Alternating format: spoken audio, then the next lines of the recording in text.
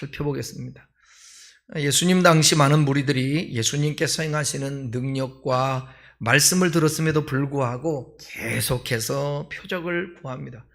지난주에도 말씀드렸지만 표적이 목적인 사람들, 기적이 목적인 사람들, 자기 문제 해결이 목적인 사람들은 계속해서 그런 데를 쫓아다니고 그런 것을 봐야 되고 추구해야 된다는 거죠. 그런데 그들을 향해서 예수님이 뭐라고 말씀하셨습니까?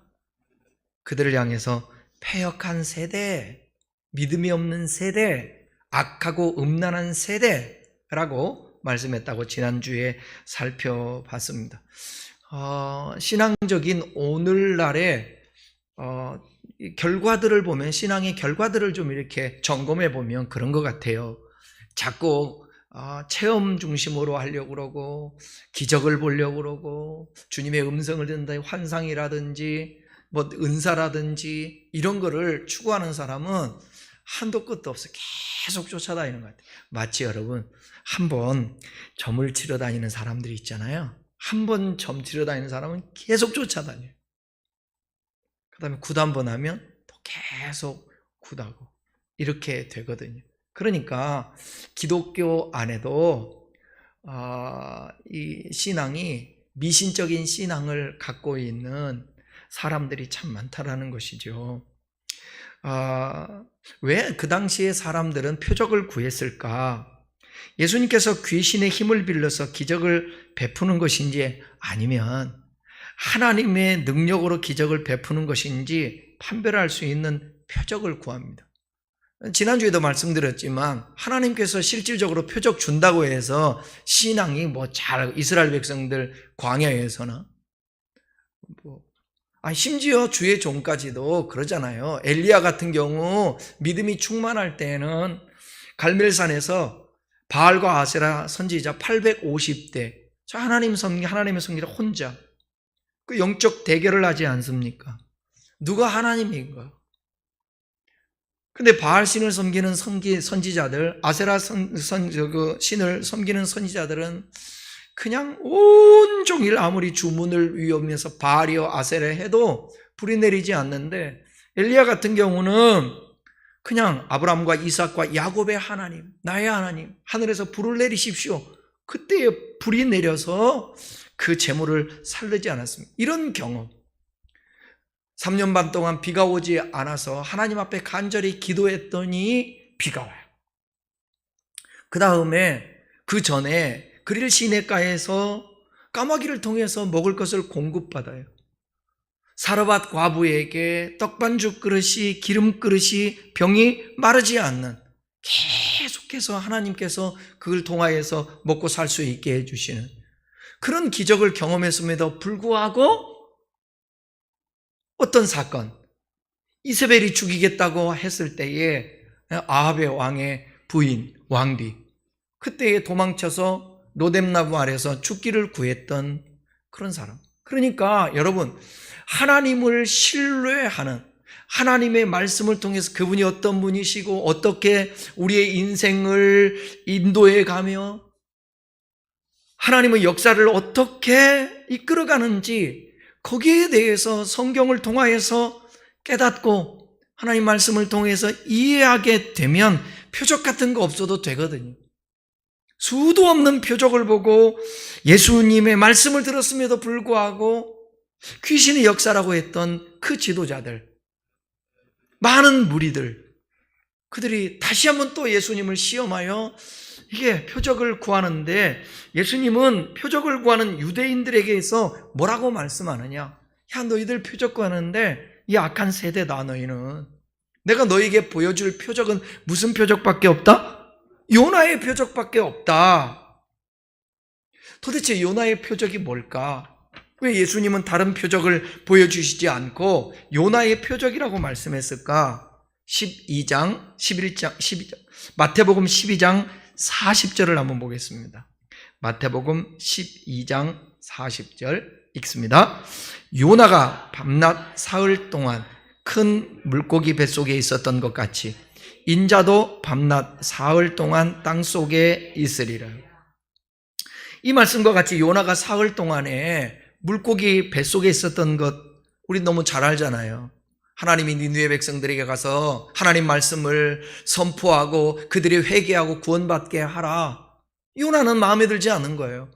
지옥 땔감 같은 이방인들인데 왜, 그리고 또 우리나라를 괴롭히는 사람들인데 저 나라에 가서 왜 복음을 전하라고, 그렇게 하면서 불순종했을 때 그가 물고기 바다에 던지고 물고기 뱃속에 들어가지 않습니까? 요나는 그가 실제로 하나님의 보내심을 받았다는 증거로서 큰 물고기 뱃속에서 사흘 동안 머물다가 기적적으로 구출된 후에 그 다음에 니느웨에 가서 하나님의 사역을 감당했습니다. 그렇기 때문에 요나는 니느웨 사람들에게 하나의 표적이 되었던 거예요. 예수님께서도 그와 같은 방법으로 그리스도 곧 약속된 구속자로서 하나님으로 말미암아서 보내심을 받았다라는 그 사실을 예수님께서 십자가에 죽으셨다가 부활함으로 말미암아서 입증해 내게 된 것입니다. 예수님께서 죽은 자들 가운데서 다시 살아나신 부활의 사건이 곧 메시아 되심을 보여주는 결정적 표적이 될 것임을 암시하고 있는 것입니다. 이와 같은 관점에서 본다면 이미 우리는 누가복음 9장에서 말씀 들었잖아요. 예수님의 순환 예고하지 않았습니까? 간접적 순환 예고. 나 죽게 될 거야. 그러나 다시 살아날 거야. 이게 진정한 표적이란다. 지난주에 우리 말씀을 들은 것처럼 여러분, 예수님께서 성전을 헐라 사흘 만에 일으키리라. 성전은 자기 몸을 두고 하신 말씀입니다. 예수님이 죽으셨다가 살아나는 것. 이 표적보다 더 중요한 게 어디 있겠습니까? 누가복음 9장 22절 한번 읽어보겠습니다. 이르시되 인자가 많은 고난을 받고 장로들과 대제사장들과 서기관들에게 버림받으여 죽임을 당하고 제3일에 살아나야 하리라 하시고,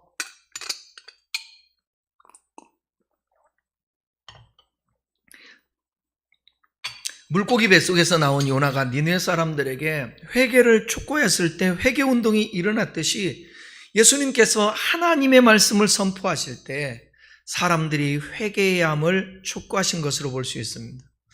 니느웨 사람들은요, 이방인임에도 불구하고 일개 선지자 요나가 회개를 선포했습니다. 그때 그 말씀에 순종해서 회개했는데 하나님의 백성 유대인들은 하나님의 아들을 성경의 약속대로 직접 회개하라고 말씀하시면서 보내주시고 선포했는데도 불구하고 회개하지 않습니다. 이런 세대는 분명 니느웨 사람보다 훨씬 완악하기 그지없고 최후 종말 심판 때에 니느웨 사람들로부터 비난을 면치 못할 것입니다. 함께 31절을 한번 읽어보겠습니다. 31절. 심판 때에 남방 여왕이 일어나 이 세대 사람을 정죄하리니 이는 그가 솔로몬의 지혜로운 말을 들으려고 땅 끝에서 왔음이거니와 솔로몬보다 더 큰 이가 여기 있으며. 갑자기 요나의 표적 얘기를 하면서 그 다음에 심판을 얘기하면서 여기 31절을 말하는데 좀 설명해 드리겠습니다. 여기 남방 여왕은요, 열왕기상에 보게 되면 10장 1절로 13절을 보면 스바 여왕을 가르쳐요. 스바라는 곳은 남부 아라비아인데 오늘날로 얘기하면 예멘을 가리킵니다. 스바 여왕은 당시에 솔로몬이 지혜가 전 세계적으로 아주 유명하게 소문이 났거든요. 그 솔로몬의 지혜를 들으려고 무려 몇 킬로인 줄 아십니까? 예멘에서 예루살렘까지 오려면 무려 2,000km나 되는 그 먼 거리를 찾아온 것이에요. 여기서 부산 몇 배예요? 왕복 2번 있잖아. 그 정도로 그 당시에 뭐단 말이에요. 2,000km 정도 되면 당시에 인식 수준에서 뭐냐? 땅끝으로 여기는 거예요. 그래서 여기 땅끝이라고 성경에 나오는 것입니다. 그녀는 땅끝에서 솔로몬의 지혜를 듣기 위해서 온 것입니다. 그러나 당시의 종교 지도자라고 자초했던 이 바리새인과 율법사들은 지혜의 하나님께서 로고스이신 그분이 성육신 하셨잖아요. 성육신 하신 예수님으로 바로 그들 곁에 지금 와 있어요. 멀리 찾아갈 수고도 할 필요도 전혀 없습니다. 그의 말씀을 들으면 되거든요. 지금 나타났으니까 말씀이 구약 성경에 하신 말씀이 육신이 되어 로고스가 말씀이 되어 이 땅에 오셨어요. 그 예수님이 말씀하셨다고요. 그 예수님이 기적을 행하셨다고요. 이분이 메시아란 말이에요. 그런데 이분을 알아차리지를 못합니다. 누가복음 11장 49절 한번 보세요. 아마 모니터에 안 나올 거예요. 누가복음 11장 49절을 보게 되면 그러므로 하나님의 지혜가 일렀으되 내가 선지자와 사도들을 그들에게 보내리니 그 중에서 더러는 죽이며 또 박해하리라 하였느니라. 요즘 성경 여기 지금 검정색으로 돼 있어요? 빨간색으로 돼 있어요?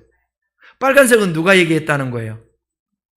예수님께서 말씀하신 거는 다 신약 성경이 빨간 거예요. 예? 빨간 거는 예수님이 하신 말씀이에요. 예수님이 얘기하잖아요. 하나님의 지혜가 일렀으되. 하나님의 지혜, 그러면 누구를 얘기하는 거예요? 예수님 자신이 지혜라는 것입니다. 지혜. 그런데 그 예수를 받아들이지 않습니다. 이런 완악함 때문에 예수님께서 마지막 심판 때에 스바 여왕이 유대인들과 함께 죽은 자들 가운데서 부활해서 그들을 정죄할 것이라고 엄중히 경고하고 있습니다. 여러분 보세요. 사람이 지금 다 죽어 있잖아요. 죽어 있어요. 영과 육체가 분리돼서 육체는 땅속으로 들어가고, 그래서 어떻게 보면 또 흔적 없이 없어지기도 하고 그러잖아요. 화장해야 되나 말아야 되나. 옛날 믿음 있는 할아버지 할머니들은 자기 죽으면 화장하지 말라고. 우리 어머니도 화장하지 말라고 처음엔 그랬어요. 근데 내가 설득을 했거든요. 아무 문제 없다고. 초자연적 기적적인 하나님이 2000년, 3000년, 4000년, 아니 태초 처음부터 이 땅이 생겨서 사람이 창조된 지금 흔적이 있겠습니까? 그런데 나중에 다 마지막 때에 부활이에요. 부활. 다 우리의 영과 이 육체가 결합하게 되는 거예요. 그래서 신령한 몸으로 변화가 되는 것입니다. 예수 믿게 되는 사람은. 어쨌든 심판을 받는데 그 얘기예요. 스바 여왕이 유대인들 믿었던 사람들과 함께 죽은 자들 가운데 부활해요.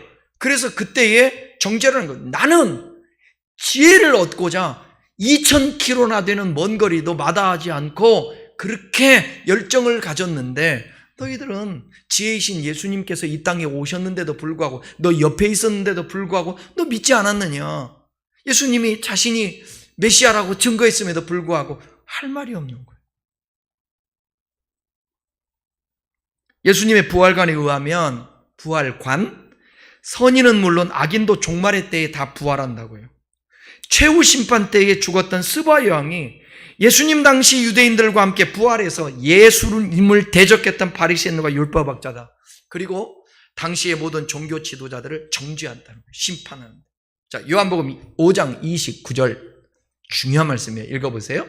선한 일을 행한 자는 생명의 부활, 악한 일을 행한 자는 심판의 부활로 나와. 그러니까 선을 행한 자나 악한 일을 행한 자나 똑같이 뭐 한다는 거예요? 부활해서 누구 앞에 쓰겠어요?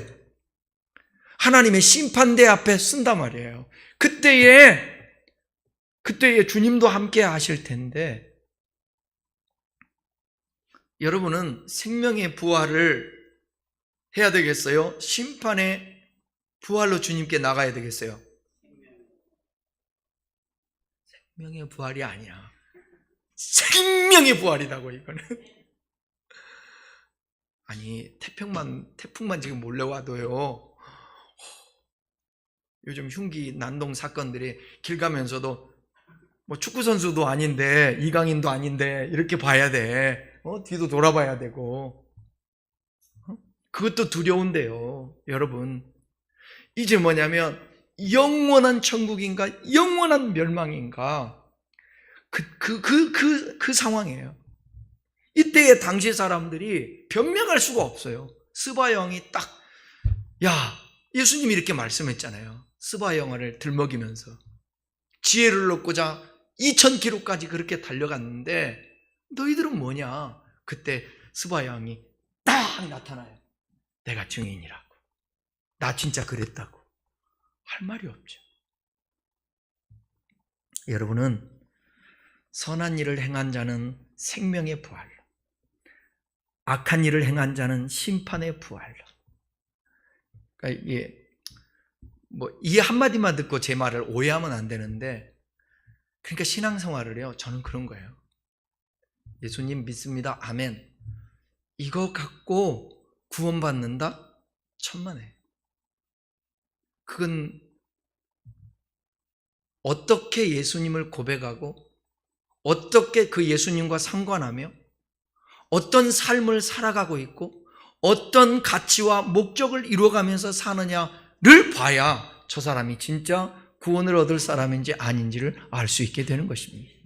아니, 예수님 믿습니다. 아멘. 왜 믿는데? 어떤 예수를 믿는데? 그러니까 여러분 이 말씀을 듣는 게 복 있는 거예요. 요나의 표적밖에 없다. 내가 왜 죽어야 되는지 알고 내가 왜 부활해야 되는지 아니? 여러분, 심판의 부활로 아니야. 생명의 부활로 저나 여러분 구원받아야 돼요. 어차피 이렇게 살든 저렇게 살든 마지막은 있다고요. 오늘 어떻게 사는가가 중요해. 이것이 축적되어서 나중에 쌓여 주님 앞에서 평가받는 그날이 온다라는 말입니다. 그러니까 여러분 보세요. 여러분 충성한다고 해서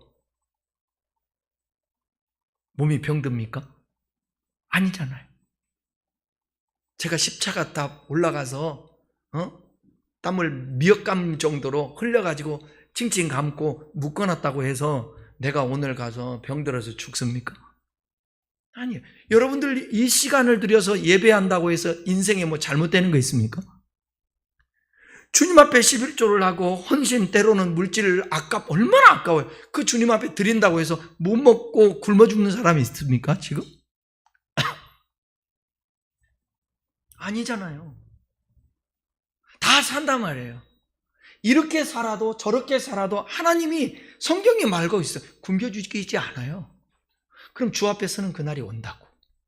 그때에 선한 일을 행한 자는 생명의 부활로, 악을 행한 자는 심판의 부활로. 여러분은 심판의 부활이에요? 생명의 부활이에요? 생명의 부활이에요. 제가 볼 때는 생명의 부활이야.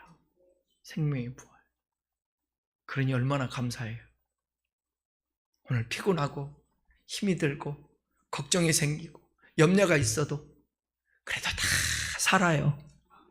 아니, 죽어도 살아요. 부활이 있다니까. 그 영원한 우리의 생각을 이 땅에서만의 삶이 아니라는 걸 알아요. 영원한 삶이 있음을 알아야 돼요. 그러니까 여러분 머릿속에다가 항상 그 단어를 집어넣으십시오. 우리 인생은 육신의 옷을 입고 있는 것은 잠깐, 찰나. 우리의 영혼은 영원.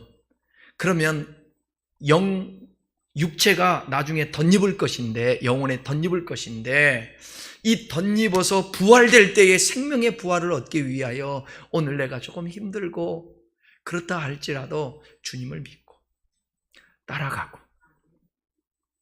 나는 여러분들이 조금 신앙의 생각을 좀 바꿨으면 좋겠어요. 어떤 생각이냐면 심판받지 않기 위해서 신앙생활 잘하는 것이 아니라 안 혼날라고 잘하는 것이 아니라, 이거 차이가 많습니다. 좋아서 열심히 하고 부모한테 안 혼날라고 공부하느냐, 아니면 내가 공부를 잘해야 부모도 잘 섬기고 나도 행복할 수 있지. 그렇게 공부하는 건 여러 가지 차이가 있잖아요. 신앙생활 똑같아요. 지옥 안 가려고 신앙생활 하는 게 아니라 생명을 얻기 위해서 신앙생활 해야 되겠다. 이게 아무 차이도 아닌 것 같지만요, 엄청난 삶의 태도가 어느 걸 선택하느냐에 따라서 다를 수 있어요.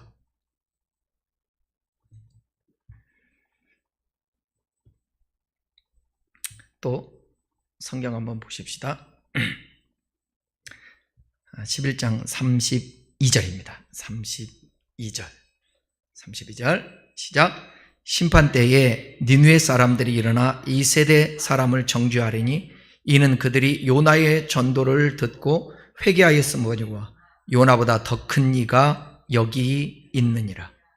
31절과 지금 설명했던 스바 여왕 동일한 문장 구조로 되어 있는데, 이 스바 여왕 대신 니느웨 사람들이 또 솔로몬보다 더 크니 대신에 요나보다 더 크니 대꾸되어 있죠. 요나의 전도를 듣고 니느웨 사람들이 회개했는데, 요나의 전도보다 더 큰 능력이 있는 전도, 더 큰 표적을 행하시는데도 믿지 않는 세대를 정죄한다라는 것입니다. 최후 심판의 때에 스바 여왕이 살아날 것처럼 니느웨 사람들도 살아날 거예요. 맞잖아요. 니느웨 사람도 회개하고 하나님을 믿었던 사람들 구원받잖아요. 이 사람들도 마지막 부활의 때에 일어나요. 그래서 그 사람들도 증인이 되는 거예요. 증인이. 스바 여왕과 마찬가지로 반드시 그들은 예수님 당시에 유대인들을 정죄할 것입니다. 왜냐하면 요나의 설교를 듣고 니느웨 백성들은 심지어 집에 있는 가축까지도 포함해서 회개하는 역사가 일어났습니다. 가축까지도. 어떻게 해요? 금식하면서 회개를 했다라는 거. 그러니 하나님이 그 백성들을 긍휼히 여겨주시고 그리 구원했다는 거예요. 이방인임에도 불구하고. 여러분, 하나님은 누군가는 선택하고 누군가는 유기시키고 그렇지 않아요. 그렇지 않아요. 이방인까지도 사랑했던 그 하나님이세요. 택한 백성은 선민이지 않았습니까? 그렇다고 해서 택했다고 해서 다른 사람들은 유기된 상태냐, 버림받은 상태, 그게 아니라 하나님의 구원 역사를 이루고 하나님의 어떤 분인가를 드러내고 인간을 어떻게 다루시는가를 보여주기 위해서 대표로 이스라엘 백성들을 하나님이 선택하신 거예요. 그러나 우리 주님은 오늘도 모든 사람이 회개하고 구원 얻기를 원하는 것입니다. 여러분 가족들, 여러분 주변에 있는 사람들이 안타깝잖아요. 구원받아야지 멸망당하면 안 되죠? 왜 아멘 안 해요? 구원보다 더 큰 게 어디 있어요? 그런데 그 구원은 누구로 말미암아 주어지는 거예요? 또 하나님의 또 은혜가 또 있고 사람들이 어떤 상황에서 주님을 찾고 믿게 됨으로 말미암아서 구원을 얻지 않습니까? 그러니까 아직까지 구원 못 받았다고 해서 신앙생활 안 한다고 실망하지 마시고, 여러분 그 품꾼의 비유 있잖아요. 9시에 오든 12시에 오든 3시에 오든 5시에 오든 임금은 같잖아요. 그러니까 어떤 사람은 좀 일찍 믿고 어떤 사람은 늦게 믿고. 여러분 중에 후회하는 사람이 있어요? 나 진짜 예수를 너무 일찍 믿어갖고 왜 이렇게 일찍 믿었지? 그냥 딱 죽기 전에 1년 만에 믿어도 얼마나 좋은데. 그러면 모든 사람이 그걸 기대할 거 아닙니까? 그러면 하나님은 천편일률적이고 획일적으로 또 그렇게 해야 그래 공평하신 하나님이십니까? 그 하나님을 그렇게 보고 이 세상에 하나님이 운행하는 것을 그렇게 보시면 안 돼요. 그러니까 저와 여러분들은 하나님 나라가 죽어서만 가는 곳이 아니라 이 땅에서도 주님과 함께 제대로 믿으면 하나님의 인도를 받고 보호를 받고 그분과 교제하며 갈등하지 않고 시원함을 얻고 그런 삶을 이게 사는 거거든요. 어떤 사람은 그래요. 예수 안 믿었으면 어떡할까. 근데 우리 친구 목사 선교사는 늘 그래 나한테 하는 말이, 성목사, 야 예수 안 믿었으면 어떡할 뻔했냐. 늘 나한테 고맙대. 고맙기는 하나님이 은혜를 주셔서 구원받게 해서 주의 종 되어서 사는 거지. 여러분, 어쩌다 내가 예수 믿었을까. 이거 아직 주님을 진짜 기쁨으로 감격적으로 만나지 못한 거예요. 여러분, 우리 어려운 일 당할 때, 정말 힘들 때 하나님 도와주세요, 이 기도만 해도 얼마나 의지가 됩니까? 근데 믿음이 없는 사람은 어려움을 겪을 때, 옛날에 뉴키즈 그 퀴즈 푸는 거 있잖아요. 유재석하고 누구 나와가지고 길거리 다니면서, 그런데 어느 동네에 할머니들이 쫙 앉아있는데, 딸 70살, 엄마 91, 옆에 80또 9세, 그 옆에 또 몇 살, 이렇게 쭉 앉았어요. 그래서 문제를 풀어서 돈 100만 원을 탄 거예요. 100만 원을 탔는데, 지나가는 총무인가 부의장인가 누군가가 또 반장인가 지나가가지고 앉으라고 해서 5명이 불어가지고 맞춰서 나눠 가졌잖아요. 20만 원씩 나눠 갔잖아. 나눠 가지니까 하나 다 나누더라. 그러니까 89세 먹은 할머니가, 손자가 선교사래. 손자가 선교사 가지고 그 돈 되기 전에 선교사인데, 자기 만약에 100만 원 되면 어디다 쓸 거냐고 그랬더니 자기 선교사 그 손자한테 주고 싶다고. 근데 20만 원 받은 거예요. 이거 하나님이 주셨다고 이렇게 고백을 하니까 옆에 있던 90 할머니가, 무슨 하나님이 줘? 우리가 풀어갖고 받은 거지.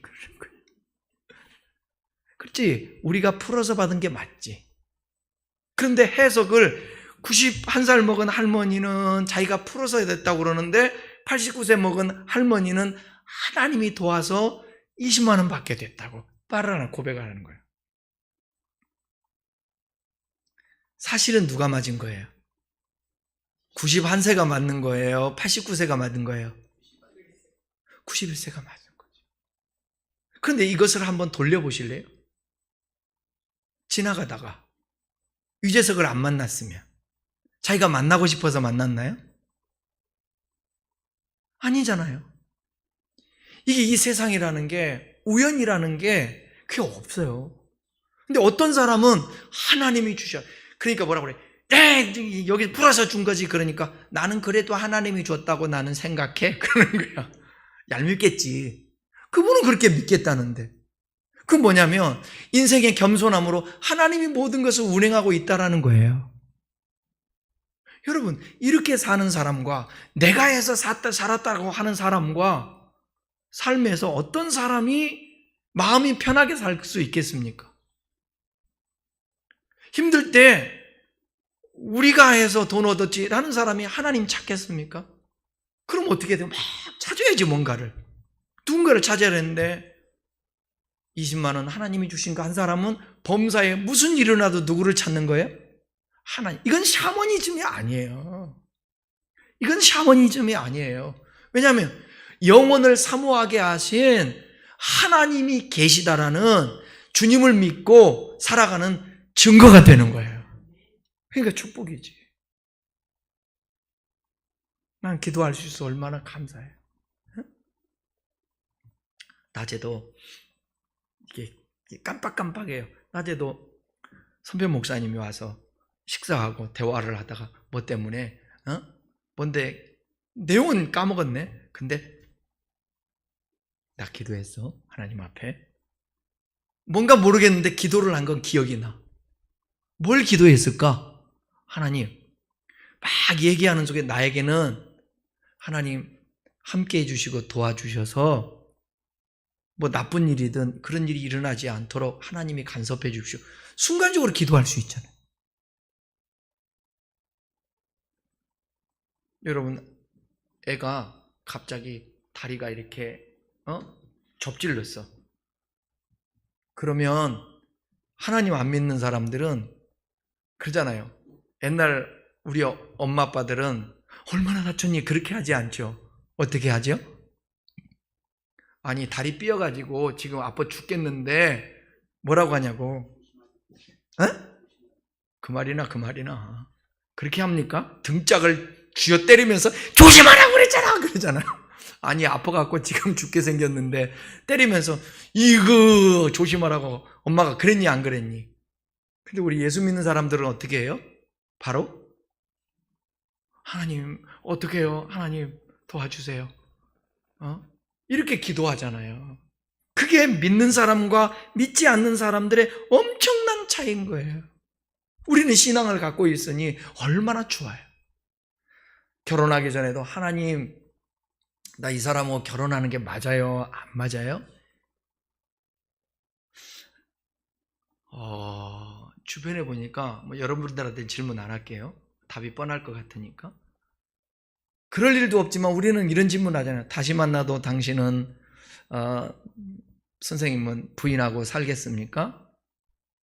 둘 놓고 이렇게. 그러면 부인 얼굴 보죠. 이렇게 봐가지고 거짓말하죠. 그럼요. 다시 만나도 살죠. 그런데 요즘은 솔직해져가지고 특별히 할머니들한테 물어보면 고개를 막 흔들어요. 5번 흔들어요. 그럼 한 50대한테 물어보면 3번 흔들어요. 40대한테 물어보면 2번 흔들어요. 30대한테 물어보면 갸우뚱해요. 20대 막 불탈 때 그때는 물어보면 당연히 다시 만나 한다고 그러죠. 이게 쉬운 것들이 아니에요. 정말. 그러니까 하나님 앞에 출발할 때 기도를 해야 될까요? 말아야 될까요? 여러분들 결혼하기 전에 기도했어요? 안 했어요? 하나님, 이 남자하고 해야 될까요? 말아야 될까요? 순수하게 기도하고 결정했으면 이제 팔자련이 받아들여야 돼. 어쩔 수 없어. 그게 주님의 기도했으니까. 그리고 내가 선택했으니까. 주님께서 그럴 거예요. 이렇게 말씀하지 않았을까요? 너 감당할 수 있니? 근데 여러분 음성이 어떻게 들려요? 이미 마음이 남자에게 가 있잖아. 그랬을 때 음성이 어떻게 들리냐고. 하나님 앞에 기도했을 때 마음이 가 있으면 너 감당할 수 있니? 그러면요. 제가 다 가족들 전도할 거예요. 이렇게 돼. 그런데 누군가가 소개시켜줘가지고 엄마랑 친척들이랑 연결이 돼가지고 지금 만나. 너무 싫어. 이 여자가 너무 싫은 거야. 싫은 감정에 하나님 앞에 물어봤어. 하나님은 결혼을 어떻게 생각합니까? 주님의 음성보다는 기도는 했는데 자기가 싫으니까 음성이 들려. 아니다. 네, 감사합니다. 이렇게 되는 거야. 그러니까 어쨌든 그럼에도 불구하고 우리가 내가 잘못 선택했어도 감당하고 가고 살아내고, 어떤 사람은요 자폐아를 낳아서 평생을 자폐아로 살아요. 어떤 사람은 다운 증후군 아이로, 어떤 사람은 지체아이로, ADHD, 그 자녀를 가지고 있는 부모도 평생 동안 겉으로 보면 멀쩡한데 삶을 정상적으로 못 살아. 이걸 어떻게 해요? 어떤 사람은 그냥 불평불망하면서 살아요. 내 인생 이게 망쳤다 하고. 그런데 어떤 사람은 오히려 하나님이 주신 귀한 아들이라고 생각하고 그 아들을 하나님이 주신 선물로 생각하는 사람이 있다고요. 그것은 하나님을 섬기며 하나님과 교제하는 사람만이 고백할 수 있게 되는 것입니다. 그러니까 저와 여러분들이 먼저 믿었던 나중에 믿었던 어쨌든 구원은 받아야 돼. 받아야 돼. 여러분이 먼저 구원받고 은혜를 입었으면 열심히 신앙생활해서 가족들을 구원하고 전도하고 그렇게 해야죠. 심판 때에 여러분 니느웨 백성처럼 스바의 왕처럼 증거하는 증인이 있을 거란 말이죠. 우리는 핑계치 못할 거예요. 당대의 유대인들, 특히 백성들을 지도하고 있었던 유대의 종교 지도자들은 예수님의 회개의 메시지, 영을 소성케 하는 생명의 말씀을 친히 듣고서도 회개하지 않고 오히려 예수님을 시험하고 표적을 구하는 등 교만한 행동만 일삼았습니다. 사랑하는 여러분, 하나님의 살아계심을 기적적으로 보여주십시오라는 기도보다 이미 계시된 하나님의 말씀을 통해서 하나님은 어떻게 일하시고 하나님은 어떤 존재로 지금 존재하고 계시는지 주님 앞에 물으면서 성경을 펴들고 하나님 말씀을 배우고 들을 때에 여러분 믿음이 자라서 저절로 보여주지 않아도 표적이 없어도 믿어지는 역사가 있게 되는 것입니다. 그거에 먼저 선행돼야 될 게 뭐냐? 사모함이에요. 사모함. 하나님의 말씀을 사모함. 누구처럼? 스바 여왕처럼 사모해서 2000km를 달려가는 것입니다. 그리고 하나님의 말씀이 들려질 때에 가슴을 치면서 동물들까지 금식하며 회개했듯이 우리도 그런 마음 가지고 받아들여서 주님의 말씀으로 회개하며 나갈 때에 우리 하나님의 은혜가 우리에게 충만히 덧입혀지는 그런 역사가 있을 줄 믿습니다. 모두 다 정죄받지 않고 우리 모두 다 부활 때에 생명의 부활로 주 앞에 설 수 있기를 주님의 이름으로 축원합니다. 기도하겠습니다.